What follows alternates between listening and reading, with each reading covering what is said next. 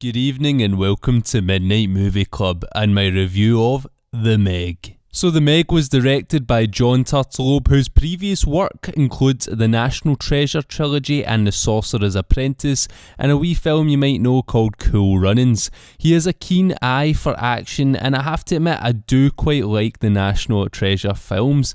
Yes, they aren't great, but I do enjoy them for the mere fact that it was basically modern day Indiana Jones with Nicolas Cage, so I was keen to see what he could do with The Meg. The Meg stars Jason Statham, Lee Bingbing, Rainn Wilson, Cliff Curtis, Winston Chow and Ruby Rose, so it was boasting quite a few big names in its cast, with a nice mix of talent in there, bar Ruby Rose. So what's The Meg about? Well, a megalodon, a prehistoric shark that can grow up to 70 feet in length. Statham's character Jonas encounters something he believes to be a megalodon on a deep sea rescue mission, but it's classed as insane due to the extreme depths that he dived to, so he turns his back on diving. Then when a deep sea research station's crew gets stuck at the bottom of the Pacific Ocean, they come in contact with the same thing Jonas did. So Jonas is called into action to retrieve the crew, saving them and the rest of the ocean for that matter,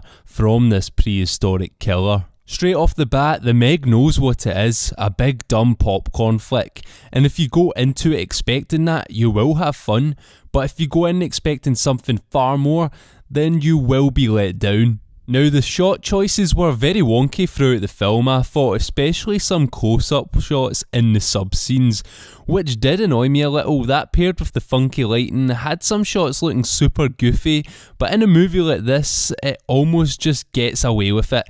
In saying this though, I really did enjoy the big action set pieces, and a couple of shots had me saying, wow, that's pretty awesome. But from a giant shark monster movie, that is to be expected.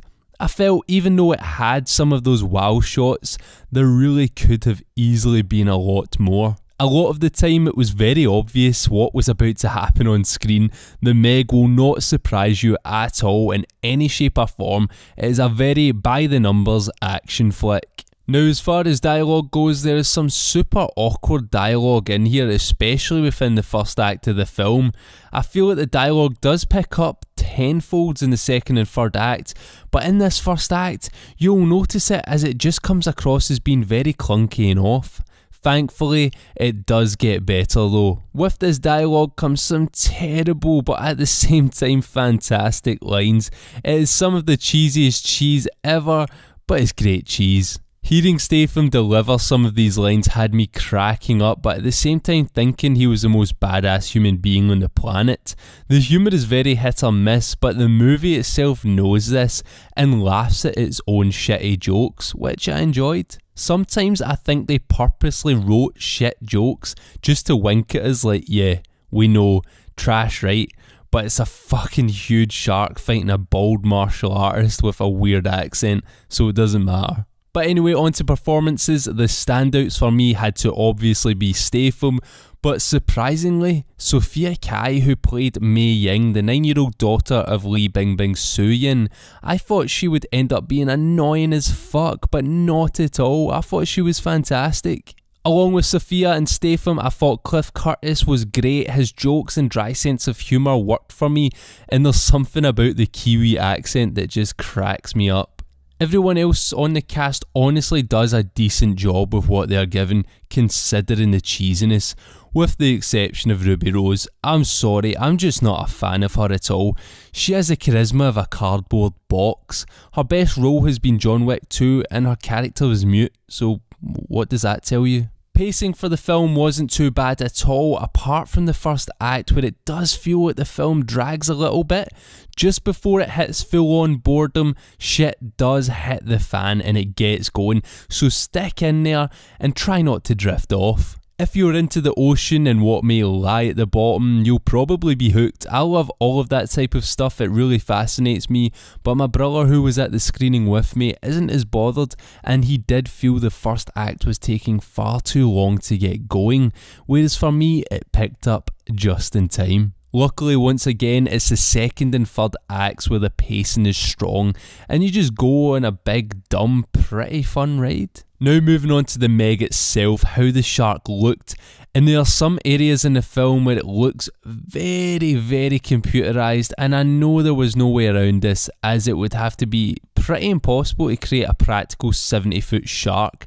But with the film's budget, I was expecting all the shaky CGI from the trailers to be much more polished. Don't get me wrong, the shark looks great in places, but in others not so much. The giant squid we also see in the film was a lot worse than the Meg, that was straight out of a cartoon. But the whales you see aren't half bad. I just wish the CGI could have been at its best for the whole runtime. For me, the best looking shark in film has to be the shark from The Shallows. I thought the CGI on that was great, but I understand bigger shark, bigger problems, and with the Meg's B-movie backbone, the sometimes dodgy effects don't stick out too much like a sore thumb. I thought when the actors were beside the Meg in the water it actually looked great, just sometimes when it was breaching to the surface it did look a little naff. Also, in some scenes it just looks like our characters are standing or swimming in front of a giant green screen. What was great about the shark though was that it didn't growl or any of that pish. I hate when shark films have the shark growl like a rabid dog, so well done for not making the Meg growl.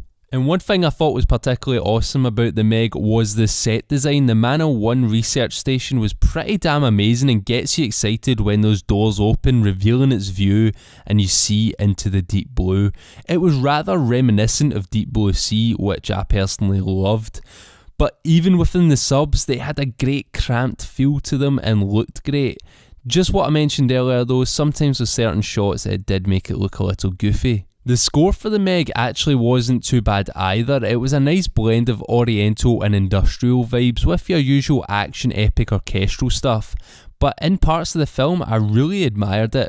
Although it wasn't anything too memorable, it would have been good if the shark was accompanied by something that stuck with you and got your heart racing a little more. But a decent score nonetheless. Now there was a little bit of hoo-ha when it was announced that the Meg was rated PG and not R, but I really don't think it hurt it much in the end, as we do see some blood and we see a severed arm or leg, I can't quite remember, but it makes sense. With a shark of this size, it's gonna be swallowing people whole, not biting them in half. I think the only good thing with an R rating would have been obviously the dialogue, more swearing, dirtier jokes, stuff like that. But when it came down to it, I felt like the Meg was really aimed at kids a lot more than I actually thought it was going to be. Apparently there is an R-rated cut out there, but after seeing the movie, I highly doubt it. I was very surprised by how much this is catered to younger audiences, and I think that is being seen in the numbers it's bringing in. Some adults are still having fun with it and can take their kids. I can see why they went for the PG instead of the R. For me personally, I would have loved an R rating and something in the vein of Piranha 3D, as I really enjoyed Piranha 3D, but I feel the Meg was going for a totally different target audience, and they hooked them pretty well. Go into the Meg expecting nothing more than big, dumb popcorn fun and you'll have a good time, but if you go in expecting horror or the best shark movie since Jaws, you'll fucking hate it. In the end, I did have a bit of fun with the Meg, but not as much as I wanted. It didn't have me leaving the cinema gushing about it. It is self-aware, big dumb action fun with laughable dialogue and some cool set pieces, inconsistent CGI, predictable story, some very cheesy acting which is okay for the most part, bar a couple. For me, it was passable, it was average, it was B-movie popcorn flick, and with all that said, I'm going to give the Meg a 2.5 out of 5 rating. I really wanted to love the Meg, give this bad boy a 5 out of 5, and from the trailers I thought I was honestly going to do that, but in the end I just thought it was pretty average. I enjoyed some aspects, while I wasn't a fan of others. Anyway, let me know your thoughts on the Meg in the comments section below, and if you've actually read the novelisations, because I would love to hear how they differ from this movie. I'd imagine they are totally different. But anyway, if you enjoyed this video, leave it a like, and if you're new here, then why not subscribe to join the club, and make sure to check me out on Twitter and Instagram. Thank you very much for watching, and good night.